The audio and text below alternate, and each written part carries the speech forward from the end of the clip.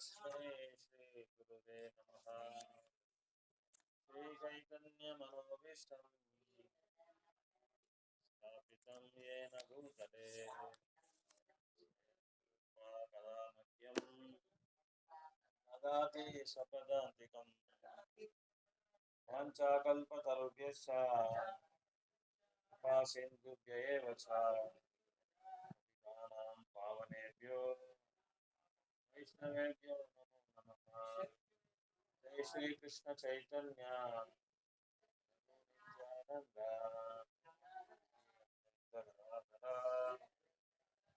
श्रीवासादि गौरभक्तवृन्दा। हरे कृष्ण कृष्ण कृष्ण हरे हरे राम राम राम हरे हरे कृष्ण कृष्ण कृष्ण हरे हरे राम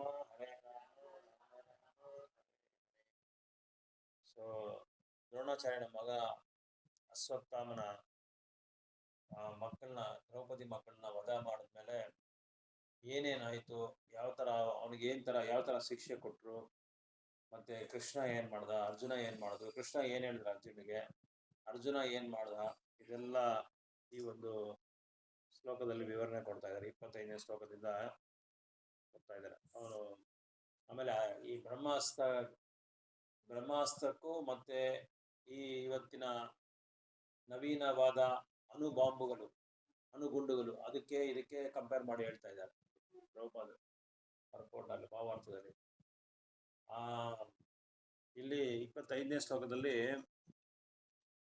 ಭಗವಂತನ ಅರ್ಜುನ ಹೊಗಳ್ತಾ ಇದ್ದಾರೆ. ಏನಂತ ಗುಣಗಾನ ಮಾಡ್ತಾ ಇದ್ದಾರೆ ಅಂದ್ರೆ, ಈ ಬ್ರಹ್ಮಾಂಡದ ಭಾರವನ್ನು ಹೊತ್ತುಕೊಂಡಿರೋದು ನೀನು ನಿನ್ ಕೈಲಿ ಆಗದಿರೋದು ಏನೂ ಇಲ್ಲ.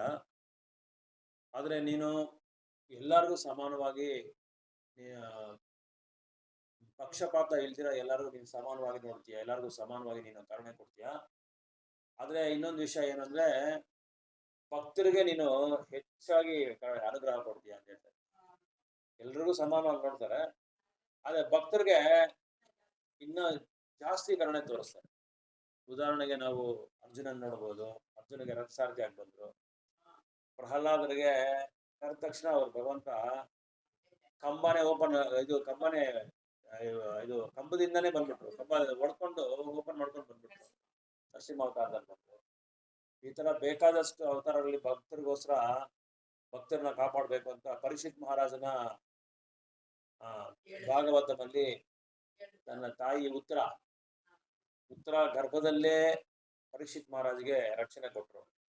ಆವಾಗ್ಲೂ ಬ್ರಹ್ಮಾಸ್ತ್ರನ ಪ್ರಯೋಗ ಮಾಡ್ತಾರೆ. ಅಶ್ವತ್ಥಾಮನೇ ಅನ್ಕೊಂತೀನಿ, ಅಶ್ವತ್ಥಾಮ ಪ್ರಯೋಗ ಮಾಡಿದ್ರು. ಅದಕ್ಕೆ ಅವನ ಬ್ರಾಹ್ಮಣ ಅಂತ ಕರೆಯೋದಿಲ್ಲ ಅಶ್ವತ್ಥಾಮ. ಯಾಕಂದ್ರೆ ಅವ್ನು ಮಾಡ್ತಾ ಇರೋ ಕೆಲಸ ಎಲ್ಲ ಬ್ರಾಹ್ಮಣನಿಗೆ ವಿರುದ್ಧವಾದ ಕೆಲಸ. ಅದಕ್ಕೆ ಕಂಡಿಮರ ಬಂದ್ಬಿಟ್ಟಿದ್ದ, ಅವ್ನು ಉದ್ದಕ್ಕೈತ. ಹೌದು. ಅದಕ್ಕೆ ಉತ್ತರ ಹಾಗೆ ಪ್ರಾರ್ಥನೆ ಮಾಡ್ತಾರೆ ಕೃಷ್ಣನ್ಗೆ, ಪಾಹಿ ಮಾಂ ಕೃಷ್ಣ, ನನಗೆ ಯಾರು ರಕ್ಷಣೆ ಇಲ್ಲ ಅಂತ ಹೇಳುವಾಗ ಅಂಗುಟಿ ಅಂತ ಹೇಳ್ತಾರೆ. ಈ ಚಿಕ್ಕ ಈ ಬೆರಳಿದೆಯಲ್ಲ, ಈ ಸೈಜಲ್ಲಿ ಕೃಷ್ಣ ಉತ್ತರ ಗರ್ಭದಲ್ಲಿ ಹೋಗಿ ಆ ಬ್ರಹ್ಮಾಸ್ತ್ರನ ತಡೆದ್ಬಿಟ್ಟು ಅದನ್ನ ವಾಪಸ್ ಕಳಿಸ್ತಾರೆ. ಅಲ್ಲಿ ಪರೀಕ್ಷಿತ್ ಮಹಾರಾಜನ ರಕ್ಷಣೆ ಕೊಡ್ತಾರೆ. ಈ ತರ ಅವರ ಜೀವನನ ಕೃಷ್ಣ ಚೈತನ್ಯದಲ್ಲಿ ಮುಳುಪಾಗಿ ಇಟ್ಕೊಂಡು ಬೇರೆ ಯಾವುದೇ ವ್ಯವಹಾರ ಮಾಡಿದಿರ ಈ ಒಂದು ಐಹಿಕ ಜಗತ್ತಿಗೆ ದೂರ ಆಗಿ ಯಾವಾಗ್ಲೂ ಭಗವಂತನ ಸೇವೆನಲ್ಲಿ ನಿತ್ಯ ಅವರ ಸಮಯವನ್ನು ಒದಗಿಸ್ಕೊಂಡು ಅವ್ರ ಸೇವೆನಲ್ಲೇ ಇರ್ತಾರೆ ಅಂತ ಭಕ್ತರಿಗೆ ಭಗವಂತ ಪಕ್ಷಪಾತ ಸ್ವಲ್ಪ ತೋರಿಸ್ತಾರೆ. ಅವ್ರಿಗೆ ಸ್ವಲ್ಪ ಎಕ್ಸ್ಟ್ರಾ ಕೇರ್ ತಗೊಂತಾರೆ ಅಂತ, ಅವ್ರಿಗೆ ಎಕ್ಸ್ಟ್ರಾ ಅನುಗ್ರಹ, ಅವ್ರಿಗೆ ವಿಶೇಷವಾದ ಒಂದು ಕರುಣೆ ಕೊಡ್ತಾರೆ, ವಿಶೇಷವಾದ ರಕ್ಷಣೆ ಕೊಡ್ತಾರೆ. ಆದ್ರೆ ಎಲ್ರಿಗೂ ಸಮಾನವಾಗಿರ್ತೀನಿ ಅಂತ ಹೇಳ್ತಾರೆ. ಅಂದ್ರೇನು ಭಕ್ತರಿಗೆ ಮಾತ್ರ ಸ್ವಲ್ಪ ಅವರು ಏನ್ ಮಾಡ್ತಾರೆ, ಕರುಣೆ ಜಾಸ್ತಿ ತೋರಿಸ್ತಾರೆ. ಈಗ ಯಾವುದೋ ಒಂದು ಫಂಕ್ಷನ್ ಆಗುತ್ತೆ, ಪ್ರಸಾದ ಕೊಡ್ತಾ ಇರ್ತೀರಿ, ಎಲ್ರಿಗೂ ಎಷ್ಟು ಬೇಕು ಅಷ್ಟು ಕರೆಕ್ಟ್ ಆಗಿ ಆಗ್ತಾ ಇರ್ತೀರಿ. ನಮ್ಮವ್ರು ಬಂದ್ರೆ ನಾವೇನ್ ಮಾಡ್ತೀವಿ, ಎರಡು ಲಡ್ಡು ಪಕೋಡ ಬಜ್ಜಿ ಇರುತ್ತೆ, ಒಂದ್ 4 ಬಜ್ಜಿ ಎಲ್ಲರೂ ಒಂದಾದ್ರೆ ಒಂದ್ 4 ಹಾಕ್ಬಿಡ್ತೀವಿ. ನಮ್ಮವ್ರು ಬಂದ್ರೆ ಒಂದ್ 4 ಹಾಕ್ತೀವಿ, ಗೊತ್ತಿರೋರು ಬಂದ್ರೆ. ಆತರ ಏನಾದ್ರು ಇನ್ನೂ ಏನಾದ್ರು ಸ್ವಲ್ಪ ಇದ್ರೆ ಸ್ವಲ್ಪ ಜಾಸ್ತಿ ಹಾಕೊಂಡು ಅವ್ರಿಗೆ ಹೇಳ್ಬಿಡಕ್ಕೆ, ಯಾರು ಹೇಳ್ಬೇಕು, ಬೇಗ ಬೇಗ ಹೋಗಿ ಮೂಗು. ಆಮೇಲೆ ಕ್ಯೂನಲ್ಲಿ ಬರ್ತಾ ಇರ್ತಾರೆ ಎಲ್ಲರೂ ಡಿವೋಟಿಸ್, ಟೇಬಲ್ ಹಿಂದ್ಗಡೆ ಇಬ್ರು ಬರ್ತಾರೆ, ಪ್ರಭು.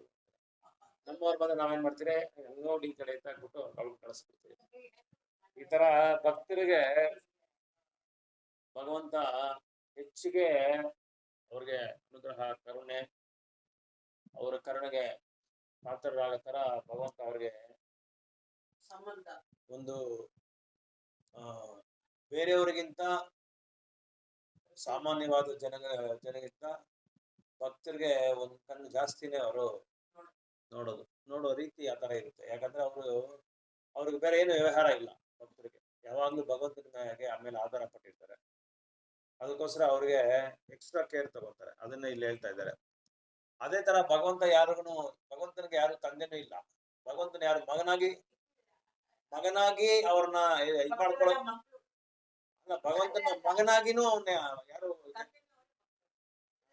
ಅದೆಲ್ಲ ಇಲ್ಲಿ ಹೇಳ್ತಾ ಇರೋದು. ಪ್ರಭುಪಾದ ಏನಂತ ಹೇಳಿದ್ರೆ, ಭಗವಂತನಿಗೆ ತಂದೆನೂ ಯಾರು ಆಗಕ್ಕಾಗಲ್ಲ, ಭಗವಂತನ ಮಗನ ಅಂತ ಕೂಡ ಯಾರು ಕರೆಯಕ್ಕಾಗಲ್ಲ ಅಂತ ಹೇಳ್ತಾ ಇದ್ದಾರೆ. ಯಾಕೆ ಅಂದ್ರೆ ಭಗವಂತ ದೈವೋತ್ತಮ ಪರಮಪುರುಷ ಆದ್ರೇನು ಅವನ್ ತಂದೆಯಾಗಿ ಬರ್ತಾರೆ, ಮಗನಾಗಿನೂ ಬರ್ತಾರೆ ಭಗವಂತ. ಹೀಗೆ ವಸುದೇವನಿಗೆ ದೇವಕಿಗೆ ಮಗನಾಗಿ ಬರ್ತಾರೆ, ಅದೇ ತರ ಯಶೋಧ ಮಾತಾಜಿಗೆ ನಂದ ಮಹಾರಾಜ್ಗೆ ಮಗನಾಗಿ ಬರ್ತಾರೆ.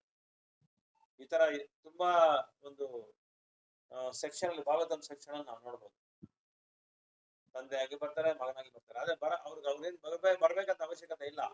ಯಾರು ಭಗವಂತನಿಗೆ ತಂದೆ ಆಗಕ್ಕಾಗಲ್ಲ, ಇನ್ನೊಂದು ಯಾರು ಭಗವಂತನಿಗೆ ಮಗನೂ ಆಗಕ್ಕಾಗಲ್ಲ. ಆದ್ರೇನು ಭಕ್ತರಿಗೋಸ್ಕರ ಬರ್ತಾರೆ. ಭಕ್ತರ ಸಂತೋಷ ಮಾಡೋದಿಕ್ಕೆ, ಅವ್ರ ಆಸೆನ ನೆರವೇರಿಸೋದಿಕ್ಕೆ ಭಗವಂತನೇ ಬರ್ತಾರೆ. ಆತರ ಡ್ರೈವರ್ ಆಗಿ ಬರ್ತಾರೆ, ನರಸಿಂಹನಿಗೆ ರಕ್ಷಣೆ ಕೊಡಕ್ ಬರ್ತಾರೆ. ಮತ್ತೆ ನಂದ ಮಹಾರಾಜ ತಂದೆ ಅವರ ಚಪ್ಪಲಿ ತಗೊಂಬಂದ್ರೆ ಚಪ್ಪಲಿ ತಲೆ ಮೇಲೆ ಇಟ್ಕೊಂಡ್ ಬರ್ತಾರೆ, ತಗೊಳ್ಳಿ ಚಪ್ಪಲಿ ಅಂತ. ಭಕ್ತರು ಅಂದ್ರೆ ಏನ್ ಮಾಡಕ್ಕೂ ರೆಡಿ ಆಗಿರ್ತಾರೆ.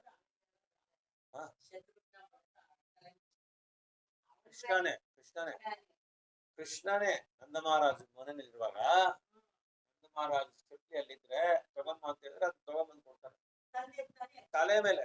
ತಂದೆ ಇದೆ, ಆದ್ರೆ ಇವ್ರು ಭಗವಂತ ಅಲ್ಲ, ದೈವೋತ್ತಮ ಪರಮಪುರುಷ ಅಲ್ಲ. ಅದನ್ನೆಲ್ಲ ಲೆಕ್ಕ ಇಟ್ಕೊಂಡಿರಾ ನನ್ ಭಕ್ತ ಕೇಳ್ತಾ ಇದ್ದಾರೆ ತಗೊಂಬಂದ್ ಕೊಡ್ತಾರೆ ಅಂತ ಹೇಳ್ತಾ ಇರೋದು. ತಂದೆ ನಮ್ ಕಣ್ಣಿಗೆ, ನಮ್ ಪಾರ್ವೆಗೆ ತಂದೆ ನಮ್ ಅದು ನಿಜವಾದ ಕೃಷ್ಣ ಯಾರೋ ಪರಮಪುರುಷ.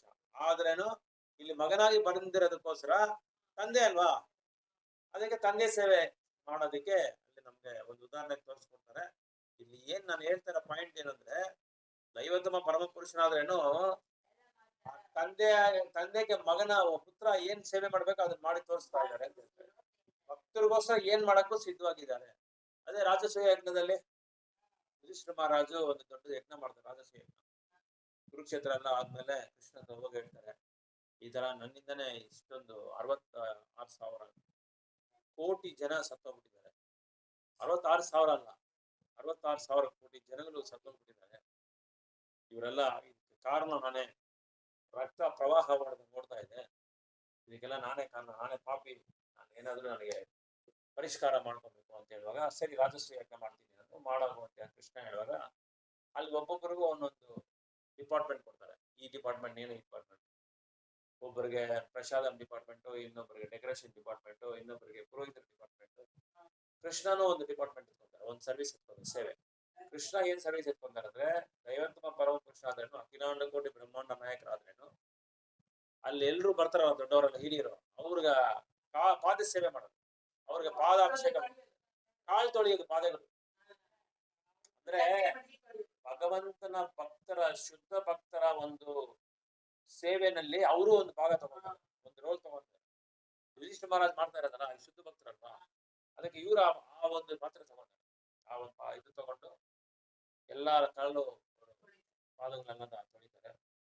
ಈ ತರ ಭಗವಂತ ಭಕ್ತರಿಗೆ ಪಕ್ಷಪಾತ ಯಾರಿಗೂ ತೋರ್ಸಲ್ಲ ಅಂತ ಹೇಳ್ತಾರೆ. ಸಮ ಸರ್ವೇಶು ಭೂತೇಶು ಅಂತ ಹೇಳ್ತಾರೆ. ಎಲ್ರಿಗೂ ನಾನು ಸಮಾನ ಅಂತ ಹೇಳ್ತಾರೆ. ಆದ್ರೆ ಇನ್ನೊಂದ್ ಕಡೆ ಭಕ್ತರಿಗೆ ಮಾತ್ರ ಒಂದು ಕಣ್ಣಿಗೆ ಸುಣ್ಣ, ಇನ್ನೊಂದ್ ಕಣ್ಣಿಗೆ ಬೆನ್ನ ಹಾಕ್ತಾರಲ್ಲ, ಆ ತರ ಭಕ್ತರಿಗೆ ಮಾತ್ರ ತೋರಿಸ್ತಾ ಇದ್ದಾರೆ. ಅದೇ ಕುರುಕ್ಷೇತ್ರದಲ್ಲಿ ನಾವು ನೋಡಿದ್ರೆ, ನಾನು ಯುದ್ಧ ಮಾಡಕ್ ಮುಂದೆ ಏನು ಅವರು ಪ್ರಮಾಣ ಮಾಡಿದಂದ್ರೆ, ನಾನು ಆಯುಧನೇ ಮುಟ್ಟಲ್ಲ ಅಂತ ಹೇಳ್ತಾರೆ. ಆದ್ರೆ ಕೊನೆಗೆ ಏನಾಯ್ತು ಅಂದ್ರೆ, ಭೀಷ್ಮನ್ನ ಯಾರು ಸಂಹರಣೆ ಮಾಡಕ್ ಆಗ್ತಾ ಇಲ್ಲ, ಅರ್ಜುನ್ ಕೈಯಲ್ಲಿ ಆಗ್ಲಿಲ್ಲ. ಅದಕ್ಕೆ ಭೀಷ್ಮನ ಮೇಲೆ ಕೋಪಕ್ಕೆ ಏನ್ ಮಾಡ್ತಾರೆ, ಇದು ರಥದ ಚಕ್ರ ಇದೆಯಲ್ಲ, ಆ ಚಕ್ರ ತಗೊಂಡು ಅವ್ರ ಮೇಲೆ ಎಸೆಯಕ್ ಹೋಗ್ತಾರೆ. ರೂಲ್ ಅವ್ರು ಹೇಳಿದ ಇದು ಚಟ್ಟ ಕಾನೂನು ಅವರೇ ಬ್ರೇಕ್ ಮಾಡ್ತಾರೆ, ಅವರೇ ಮಾಡ್ತಾವ್ರೆ. ಅಂದ್ರೆ ಯಾರಿಗೋಸ್ಕರ? ಅರ್ಜುನನ್ಗೋಸ್ಕರ. ನನಗೆ ಕೆಟ್ಟ ಹೆಸರು ಬಂದಿರೋ ಪರವಾಗಿಲ್ಲ, ಅರ್ಜುನ್ಗೆ ಒಳ್ಳೆ ಹೆಸರು ಬರ್ಬೇಕು, ಅರ್ಜುನ ರಕ್ಷಣೆ ಮಾಡ್ಬೇಕು. ಅದಕ್ಕೆ ಏನ್ ಮಾಡಬೇಕು ನಾನು ರೆಡಿ ಆಗಿದ್ದೀನಿ ಅಂತ ಚಕ್ರ ತಗೊಂಡ್ಬಿಡ್ತಾರೆ. ಚಕ್ರ ತಗೊಂಬಂದು ಭೀಷ್ಮನ ಮೇಲೆ ಹಾಕಕ್ ಹೋಗ್ತಾರೆ.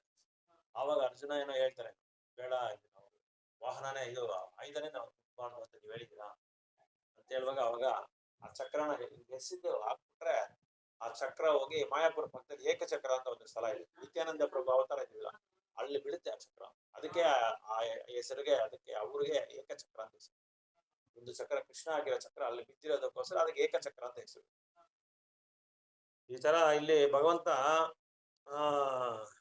the Lord is above the modes of materials and there is nothing mundane about his kinsmen. ಅವಾಗ್ಲೇ ಅದು ಕೊನೆ. ಹೌದೌದು ಅವಾಗ್ಲೇ ಕರೆಕ್ಟ್ ನೋಡ್ಬೇಕು. ಉತ್ತರಾಯಣ ಬರುವಾಗ ಆ ಸಮಯದಲ್ಲಿ ನಾನು ಕೃಷ್ಣನ್ಗೋಸ್ಕರ ನಾನು ವೆಯ್ಟ್ ಮಾಡ್ತೀನಿ, ಕೃಷ್ಣ ಬರ್ಲಿ, ಅವ್ರ ದರ್ಶನ ಮಾಡ್ಕೊಂಡು ಅವ್ರು ನೋಡ್ಕೊಂಡೆ ನಾನು ಅವ್ರಿಗೆ ಇಚ್ಛಾ ಮೃತ್ಯು ಅಂತ ಹೆಸರು, ಇಚ್ಛಾ ಮೃತ್ಯು ಅಂತ ವರ ಇದೆ. ಅವ್ರು ಯಾವಾಗ ಅನ್ಕೊಂಡ್ರೆ ಅವರು ದೇಹ ಬಿಡುದು. ಅದಕ್ಕೆ ಕೃಷ್ಣನ್ ಬರ್ಲಿ ಅಂತ ವೆಯ್ಟ್ ಮಾಡ್ತಾ ಇದ್ದಾರೆ. ಅದಕ್ಕೆ ಉತ್ತರಾಯಣದಲ್ಲಿ ಜೀವ ಬಿಟ್ರೆ ವೈಕುಂಠಕ್ಕೆ ಹೋಗ್ತಾರೆ ಅಂತ ಹೇಳ್ತಾರೆ ಅಷ್ಟೇ. ನಮ್ಗೆಲ್ಲಿ ಆ ಕ್ವಾಲಿಟಿ ಇದೆ? ನಮ್ಗೆಲ್ಲಿ ಅಶುದ್ಧವಾದ ಭಕ್ತಿ ಇಲ್ವಲ್ಲ. ಸೊ ಉತ್ತರಾಯಣದಲ್ಲಿ ಬಿಡೋದು ಒಳ್ಳೇದಲ್ಲ. ಎಷ್ಟೋ ಜನ ಬಿಟ್ಟಿದ್ದಾರೆ ಉತ್ತರಾಯಣದಲ್ಲಿ, ಆದ್ರೆ ಆ ಚೈತನ್ಯ ಇರ್ಬೇಕಲ್ಲ, ಭಗವಂತನ ನೆನೆಸ್ಕೊಂಡು ಭೀಷ್ಮ ತರ ಭಕ್ತಿ ಸೇವೆ ಮಾಡ್ಬೇಕಲ್ಲ. ಭೀಷ್ಮ ಬಂದು ತುಂಬಾ ಶುದ್ಧ ಭಕ್ತರು, ಅದಿಲ್ಲದೆ ಅವ್ರ ಮಹಾತ್ಮ 12 ಮಹಾಜನದಲ್ಲಿ ಒಬ್ಬರವ್ರ ಮಹಾಜನ. ಆ ಚೈತನ್ಯದಲ್ಲಿ ಬಿಡ್ಬೇಕಲ್ಲ ನಾವು ಯಾವ ಚೈತನ್ಯದಲ್ಲಿ ಬಿಡ್ತೀರೋ ಆ ಟೈಮಲ್ಲಿ. ಹತ್ರ ಯಾರು ಅದಕ್ಕೆ ಸಂಬಂಧಿಗಳು ಇರಬಾರ್ದು. ತಾಯಿ, ತಂದೆ, ಗಂಡ, ಹೆಂಡತಿ, ಮಕ್ಕಳು ಇದ್ರೆ ಅದೇನ್ ತೊಂದ್ರೆ ಏನಿಲ್ಲ, ಜನ್ಮ ತಗೋಬೇಕು. ಅದೇ ನನಗೆ ಬರುತ್ತೆ, ಇನ್ನೊಂದು ಜನ್ಮ ತಗೋಬೇಕಷ್ಟೇ. ಹೆಂಗ್ಸಾಗಿ ಹುಟ್ಬಿಡ್ತಾರೆ. ಪುರೂರವ ನಾರದ ಮೌನಿ ಹೇಳ ಕಥೆ ಅದು. ಎಷ್ಟನೇ ಸ್ಕಂದ ಅದು? 4ನೇ ಸ್ಕಂದ. ಆ ತರ ಹತ್ರ ಯಾರಾದಿದ್ರೆ ನಮ್ಗೆ ಆ ಟೈಮಲ್ಲಿ ನಮ್ಗೆ ಭಕ್ತರು ಬರ್ಬೇಕು. ಈಗ ಜೈಪಾಲ್ ಪ್ರಭು ಇದಾದ್ಮೇಲೆ ಬರೀ ಭಕ್ತರು ಫುಲ್ ತುಂಬ್ಕೊಂಡ್ಬಿಟ್ರು ಮನೆ ಮೇಲೆ, ಆ ತರ ಬರ್ಬೇಕು.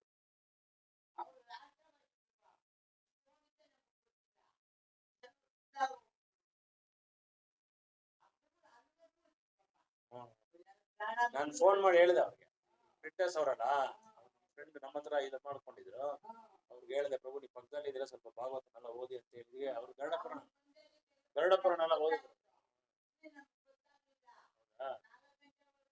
ಅವ್ರು ಇದ್ರ ಅವಾಗ ಪ್ರಾಣ ಬಿಡುವಾಗ ಅಲ್ಲಿದ್ರ.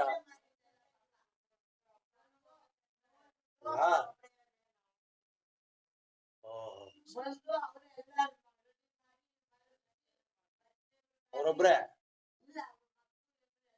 ಎಲ್ಲರೂ ಬಂದ್ಬಿಟ್ಟಿದ್ರಾ? ಕೆಳಗಡೆ ಮಲಗಿಸ್ಬಿಡ್ರ.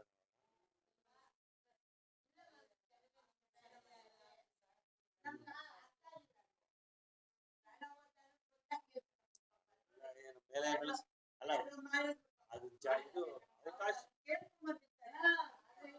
ಅವಕಾಶ ಇದ್ರೆ ಕೆಳಗಡೆ ಮಲಗಿಸ್ಬೋದು. ಇಲ್ಲಾಂದ್ರೆ ಇವಾಗ ಹಾಸ್ಪಿಟಲ್ ಇದ್ದಾರೆ, ಏನ್ ಮಾಡಿ ಕೆಳಗಡೆ ಮಲಗಿಸ್ತಾರ? ಬಿಡ್ತಾರ ಅವರು? ಬಿಡಲ್ಲ. ಹಾಸ್ಪಿಟಲ್ ಅವ್ರು ಏನೇ, ಇವಾಗ ಮೊನ್ನೆ ಒಂದು ಹಾಸ್ಪಿಟ್ಲ್ಗೆ ಹೋಗಿದ್ದೆ, ಹಣ್ಣು ತಗೊಂಡೋಗ್ ಬಿಟ್ಟಿಲ್ಲ. ತಗೊಂಡೋಗ್ಬಿಡು, ಹಣ್ಣು ಕೂಡ ಒಳಗಡೆ ತಗೊಂಡೋಗ ಬಿಡಲ್ಲ, ಅಲೋ ಮಾಡಲ್ಲ. ಅವ್ರ ಹಾಸ್ಪಿಟಲ್ ಏನ್ ಒಳ್ಳೇದಕ್ಕೆ ಮಾಡೋದು, ಬಟ್ ಇದೆಲ್ಲ ಅವ್ರಿಗೇನ್ ಗೊತ್ತು? ಹರೇ ಕೃಷ್ಣ ಆತರ ಅವ್ರಿಗೆ ಅವ್ರು ಕೇಳ್ಕೊಂಡ್ ಬಂದಿದ್ರು, ಭಕ್ತರು ಬರ್ಬೇಕು ಅನ್ನೋದು ಕೇಳ್ಕೊಂಡ್ಬಿಡ್ಬೇಕು, ಸುಮ್ನೆ ಇಲ್ಲ. ಎಲ್ಲರಿಗೂ ಹೌದು.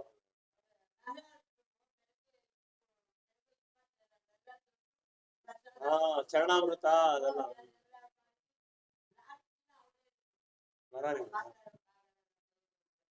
ಹೌದಾ.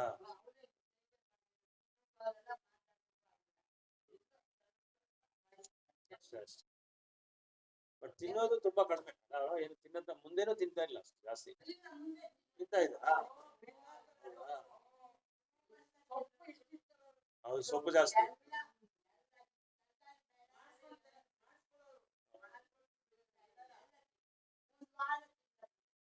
ಅದೇ ಕೊನೆಯಲ್ಲಿ ಏನ್ ಇಲ್ವಲ್ಲ, ಶಕ್ತಿ ಇಲ್ವಲ್ಲ.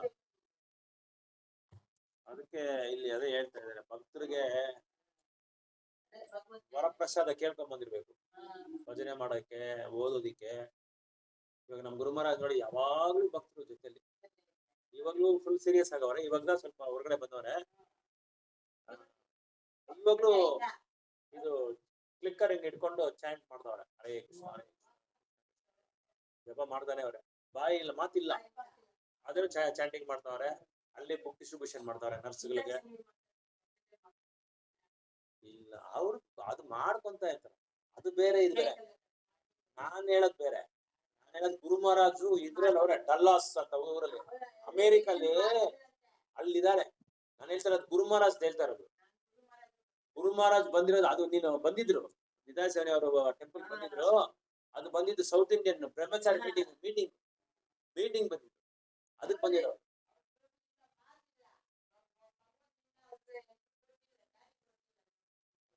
ಅವ್ರಿಗೆ ಇನ್ನೂ ಏನೋ ಅಲ್ಲ, ಅವ್ರಿಗೆಲ್ಲ ಕರ್ಮಗಳು ಇರಲ್ಲ. ನಮ್ ಕರ್ಮಗಳು ಅವ್ರು ಎತ್ಕೊಂಡಿರೋ, ಶಿಷ್ಯರ ಕರ್ಮ ಅವ್ರು ಎತ್ಕೊಂಡು ಒತ್ಕೊಂಡು ಆ ಬಾಧೆ ಬೀಳ್ತಾ ಇರೋದು. ಅವ್ರು ಸರಿಯಾಗಿ ಫಾಲೋ ಮಾಡದೆ ಇದ್ರೆ ಶಿಷ್ಯರು, ಅವ್ರಿಗೆ ಆ ಕಾಯಿಲೆ ಬರೋದು.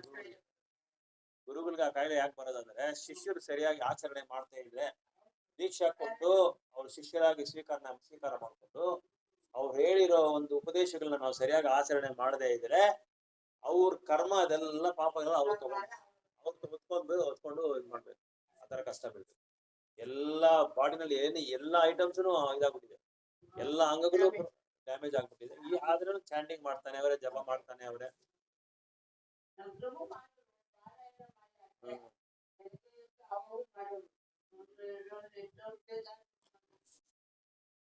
ಸೊ ಇಲ್ಲಿ ಅದೇ ಹೇಳ್ತಾ ಇದಾರೆ, ಓ ಭಗವಂತ ಕೃಷ್ಣ, ನೀನು how is it that is this dangerous epidemic is spreading all over, where does it come from?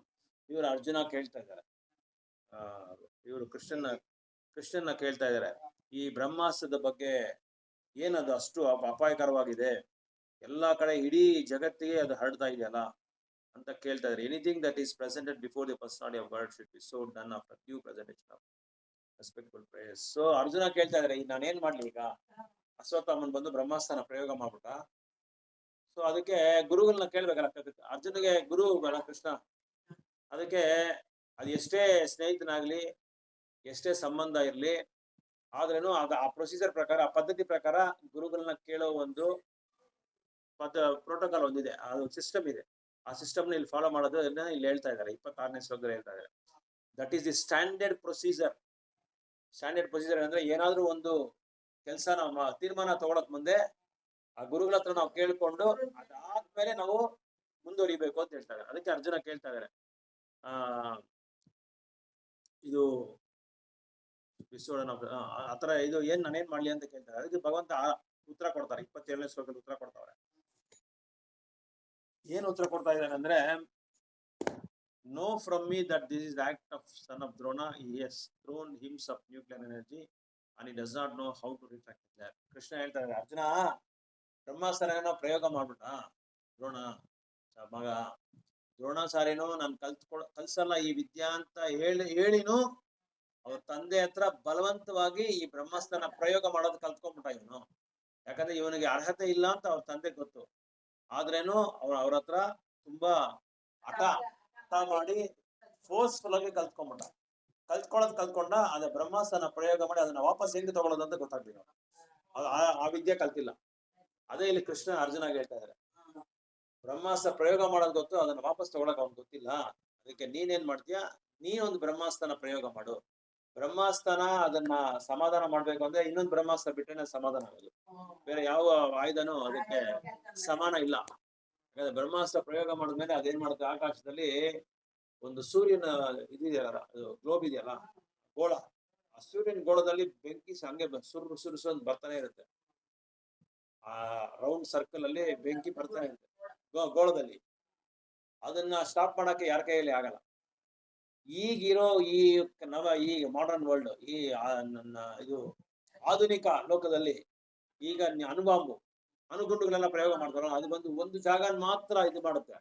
ಆದ್ರೆ ಬ್ರಹ್ಮಾಸ್ತ್ರ ಬಂದು ಬ್ರಹ್ಮಾಂಡನೇ ಇದು ಮಾಡುತ್ತೆ, ಬ್ರಹ್ಮಾಂಡನೇ ನಾಶನ ಮಾಡ್ಬಿಡುತ್ತೆ. ಅಷ್ಟು ಶಕ್ತಿ ಇದೆ. ಈಗಿರೋ ಅಣುಗುಂಡುಗಳನ್ನ ಕಂಪ್ಯೂಟರ್ ಮೂಲವಾಗಿ, ಗ್ರಾಫಿಕ್ಸ್ ಮೂಲವಾಗಿ ಅದನ್ನ ಆಪರೇಟ್ ಮಾಡ್ತಾರೆ. ಬಟನ್ ಪ್ರೆಸ್ ಮಾಡ್ಬಿಟ್ಟು ರಿಮೋಟ್ ಇಟ್ಕೊಂಡು ಪ್ರೆಸ್ ಮಾಡ್ತಾರೆ. ಬಟ್ ಆ ಕಾಲದಲ್ಲಿ ಅಂತದ್ರಲ್ಲಿ ಏನಿಲ್ಲ. ಬಾಯಿಂದ ಮಂತ್ರ ಉಚ್ಚಾರಣೆ ಮಾಡಿದ್ರೆ ಅದು ಬ್ರಹ್ಮಾಸ್ತ್ರ ಉದ್ಭವ ಆಗುತ್ತೆ.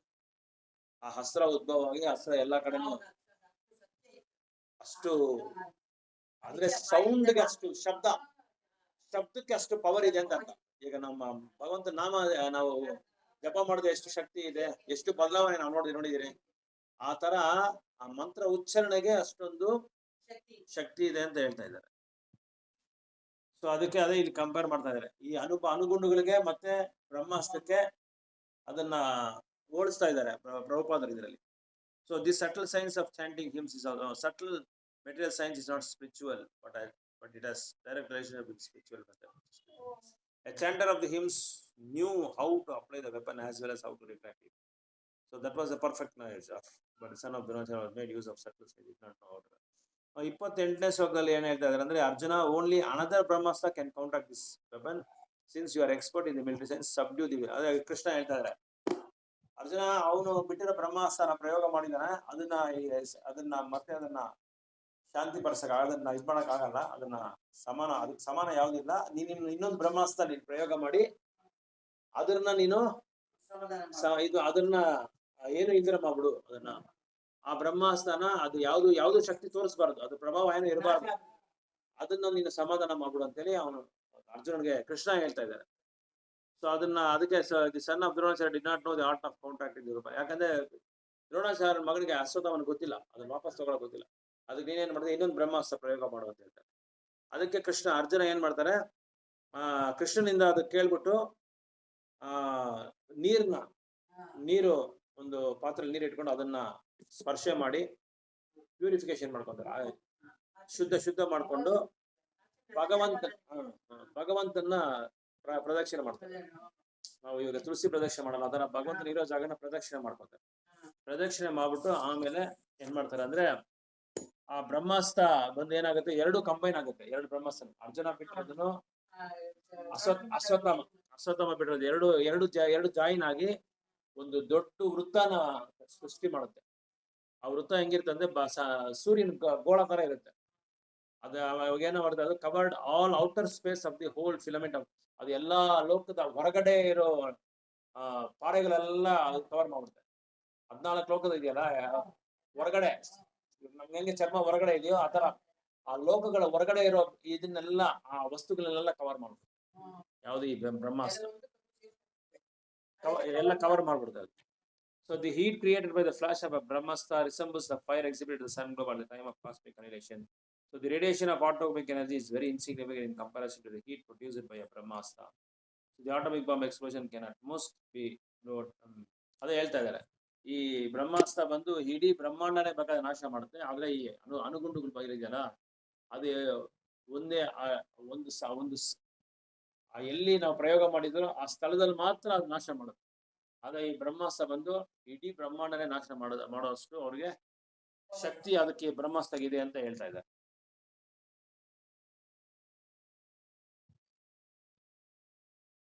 ದೃಷ್ಟವಸ್ತ್ರ 31ನೇದು, ದೃಷ್ಟವಸ್ತ್ರ ತೇಜಸ್ತು ತಯೋಸ್ ತ್ರಿಲೋಕಾನ್ ಪ್ರಧಾನ್ ಮಹತ್ ದಕ್ಷ್ಯಾಮಾನಃ ಪ್ರಜೈ ಸರ್ವಃ ಸಂವರ್ತಕಂ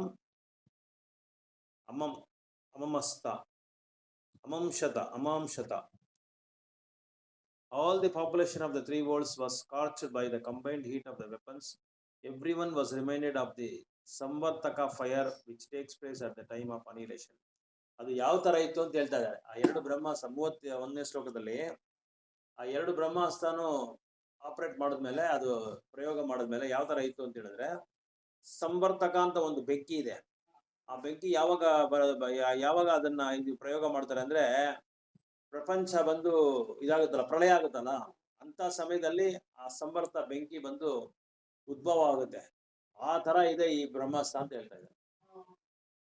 ಅವಾಗ 3 ಪ್ರಪಂಚ ಅಂದ್ರೆ ಮೂರು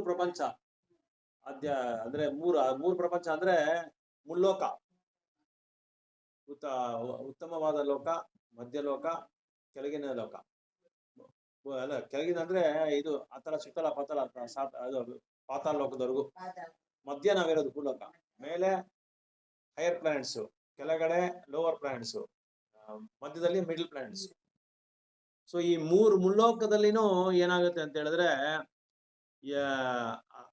intermediate planets of the universe. Although the Brahmastra was released on this earth, the heat produced by the combination of both weapons covered all the universe, and all the population of the different planets began to feel the heat. So ಈ ಬ್ರಹ್ಮಾಸ್ತ್ರ ಪ್ರಯೋಗ ಮಾಡಿದಕ್ಕೆ ಈ 14 planet ಭೂಲೋಕದಲ್ಲಿ ಪ್ರಯೋಗ ಮಾಡಿರೋದು ಇದು. ಆದ್ರೆ ಮೇಲೆ ಲೋಕದಲ್ಲಿ, ಕೆಳಗಡೆ ಲೋಕದಲ್ಲಿ ಎಲ್ಲಾ ಕಡೆ ಇದು ಹೀಟ್ ಸ್ಪ್ರೆಡ್ ಆಗೋಯ್ತು, ಹೀಟ್ ಉದ್ಭವ ಆಗೈತೆ. ಬೆಂಕಿನೂ ಬಿಸಿ, ಉಷ್ಣ ಎಲ್ಲ ಕಡೆನೂ ಅದು ಹರಡ್ಬಿಡ್ತು. 14 ಲೋಕದಲ್ಲಿ ಹರಡ್ಬಿಡ್ತು ಅಂತ ಹೇಳ್ತಾ ಇದ್ದಾರೆ. So x compare to that, ಅದು ಇದನ್ನ ಯಾವ್ದು ಕಂಪೇರ್ ಮಾಡ್ತಾ ಇದ್ದಾರೆ ಅಂದ್ರೆ, ಸಂವರ್ತಕ ಬೆಂಕಿಗೆ ಕಂಪೇರ್ ಮಾಡ್ತಾ ಇದ್ದಾರೆ. ಸಂವರ್ತಕ ಬೆಂಕಿ ಯಾವಾಗ ಬರುತ್ತೆ? ಪ್ರಳಯ ಆಗೋ ಟೈಮಲ್ಲಿ ಬರುತ್ತೆ. ಆ ತರ ಇದೆ ಅಂತ ಹೇಳ್ತಾರೆ. So no planet therefore is without living beings, has less intelligent, it is main thing. So 32 next week ನೋಡೋಣ.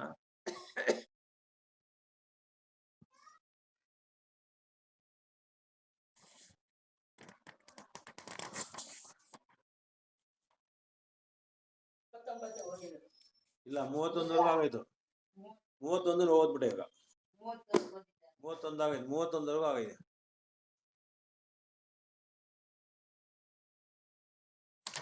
ಇದು ಮಿಕ್ಕಿ ನೆಕ್ಸ್ಟ್ ವೀಕ್ ನೋಡೋಣ.